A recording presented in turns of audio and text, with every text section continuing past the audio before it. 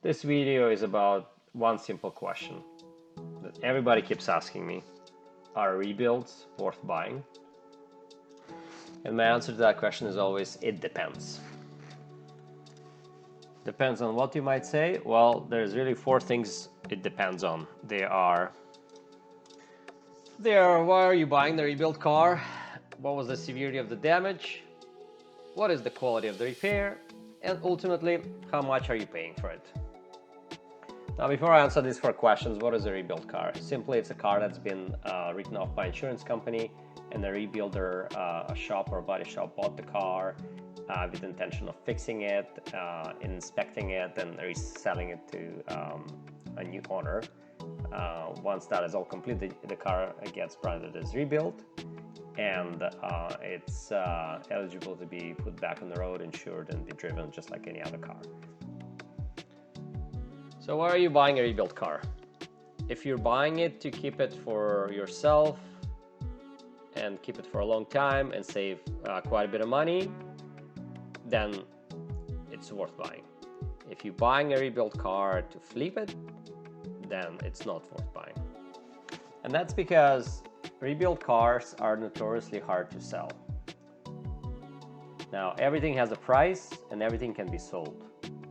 So even a rebuilt car can be sold. However, it's very, very challenging to sell one. So if you're keeping it for yourself for a while because you want to drive it, enjoy it, whatever, great. You'll buy a rebuilt car, save yourself quite a bit of money. Now, if you're going to buy it to flip it, then you're pretty much out of luck. Flipping a rebuilt car is very challenging, and chances of you making any sort of profit or margin are very, very low. So definitely flipping rebuilds is not recommended. So it also depends on the severity of damage.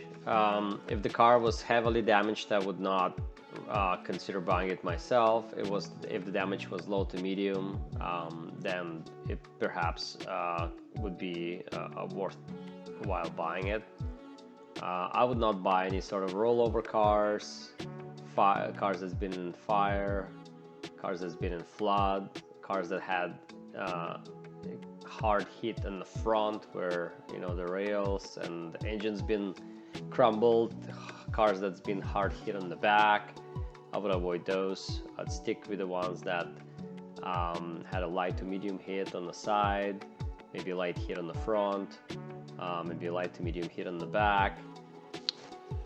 What about quality of repairs? Was the car repaired in somebody's backyard? Maybe they strapped it up to a tree, put it in reverse to straight out the frame by somebody who has no idea how to do body work or paint.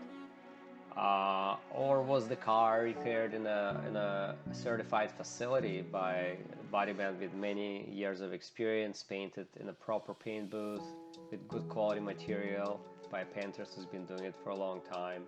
And of course, there can be anybody in between those two opposites. So definitely, if it was repaired at a good facility and using good materials and skilled workers, it might be worth buying. If it was repaired by in somebody's backyard with very little tools, very little experience, shimmed fenders, gaps on the panels, just Mickey Mouse work, I would definitely avoid a car like that. And the last question is, how much are you actually paying for this car? So there's a lot of debate on whether they're worth paying for or not worth paying for. How much are they actually worth? Well, let's face it, anything can be sold. There's a buyer for everything for the right price.